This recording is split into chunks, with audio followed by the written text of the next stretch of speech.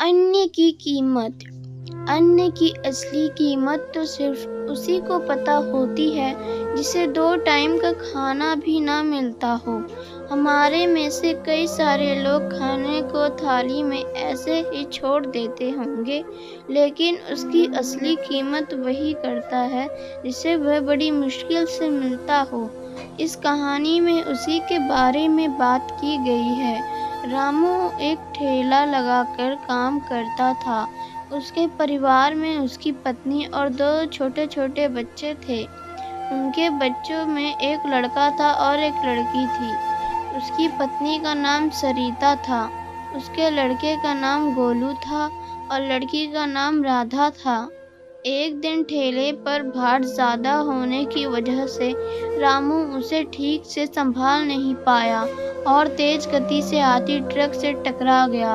अगले ही पल उसकी मौत हो गई और उसके पीछे रह गई उसकी पत्नी सरिता और 2 छोटे-छोटे बच्चे गोलू और राधा।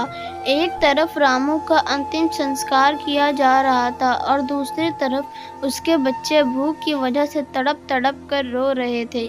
बच्चों ने कई दिनों से पेट भर खाना नहीं खाया था। उनके छोटे से बच्चों को रोते हुए देखकर पड़ोसियों को उस पे दया आ गई। पड़ोसियों ने दोनों बच्चों को खाना दिया। बहुत दिनों के बाद गोलू और राधा पेट भर खाना खा रहे थे। वो दोनों आज बहुत खुश थे। एक तरफ लोग रामू की मौत पर दुख व्यक्त कर रहे थे, वहीं दूसरी तरफ उसके अपने बच्चे बड़े चाव से भोजन कर रहे थे। सरिता ने अगले कुछ दिनों तक इसी तरह उधार लेकर और इधर-उधर से मांग कर अपना और बच्चों का पेट पाला, लेकिन ये सब कितने दिनों तक चलता। कुछ समय के बाद तो लोगों ने मदद करना भी बंद कर दिया। सरिता पागलों की तरह इधर-उधर काम ढूंढती रही। बहुत प्रयास करने के बाद भी उसे काम नहीं मिला।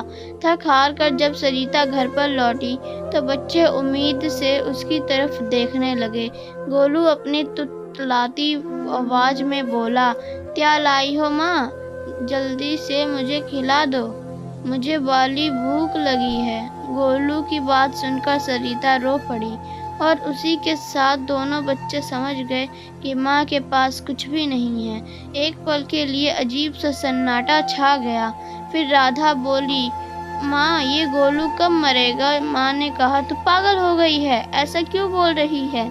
माँ ने उसे डांटते हुए कहा। तभी राधा ने कहा, "माँ, जब बाप मरे थे तो उस दिन हम लोग को पेट भर खाना मिला था। गोलू मरेगा तो फिर खाना आएगा ना?" राधा की बातें सुनकर माँ की आंखें फटी की फटी रह गई। उसके पास राधा की बात का कोई जवाब नहीं था।